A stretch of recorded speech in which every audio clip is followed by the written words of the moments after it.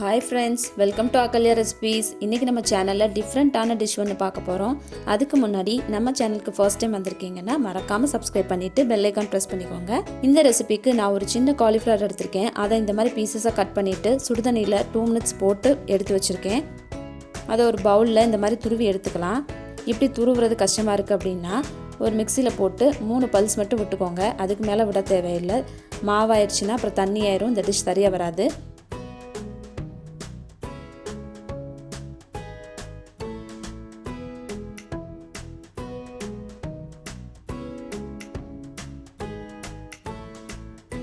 இந்த மாதிரி உதிரி உதிரியா தான் இருக்கணும். அப்பதான் இந்த டிஷ்க்கு வந்து நல்லா இருக்கும். இப்போ ஒரு கடாயில 3 டீஸ்பூன் எண்ணெய் விட்டுக்கோங்க. அதுல 1/4 டீஸ்பூன் கடுகு, 1/2 டீஸ்பூன் உளுந்தம்பருப்பு. இது ரெண்டும் ஓரளவு நல்லா பொரிஞ்சு வரட்டும். பொரிஞ்சதுக்கு அப்புறமா 2 பல்லு பூண்டு பொடியா நறுக்குனது, ஒரு பச்சை மிளகாய் பொடியா நறுக்குனது, ஒரு சின்ன துண்டு இஞ்சி அதுவும் பொடியா நறுக்குனது. இது எல்லாத்தையும் சேர்த்து ஓரளவு நல்லா வதக்கிக்கோங்க. இது நல்லா வறுபட்டதுக்கு அப்புறமா ஒரு பெரிய வெங்காயம் பொடியா நறுக்குனது அதையும் இதில் சேர்த்துக்கலாம்.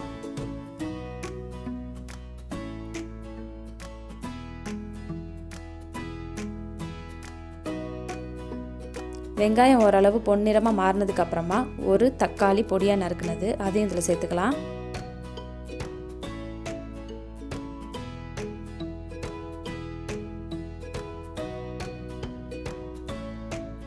தக்காளி ரொம்ப வதங்க தேவையில்லை.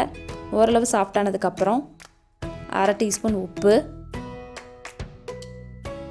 1/4 டீஸ்பூன் மஞ்சள் தூள் அதை இதில் சேர்த்துக்கலாம். இது எல்லாத்தையும் நல்லா கலந்து விட்டுருங்க. தக்காளியை கரையெல்லாம் வைக்க தேவையில்லை. இந்த மாதிரி 1-2 இருந்தால் ரொம்ப நல்லாயிருக்கும்.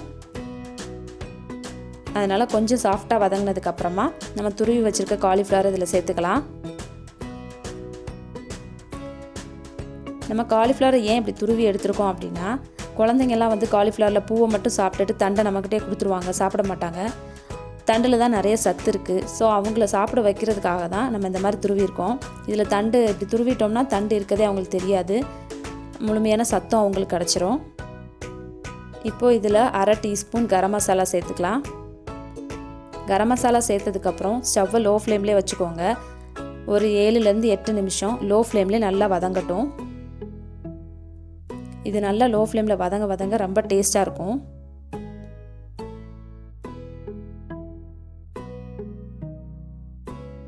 இப்போது ரெடி ஆயிடுச்சு. இதில் கொத்தமல்லி இலை தூவிக்கலாம். இது ரொம்ப டேஸ்டியான ரெசிபி. சப்பாத்தி, தோசை கூடலாம் சூப்பராக இருக்கும். கண்டிப்பாக ட்ரை பண்ணி பாருங்கள். இந்த வீடியோ உங்களுக்கு பிடிச்சிருந்துச்சுன்னா லைக் பண்ணுங்கள், ஷேர் பண்ணுங்கள், மறக்காமல் Subscribe பண்ணிடுங்க. தேங்க்யூ.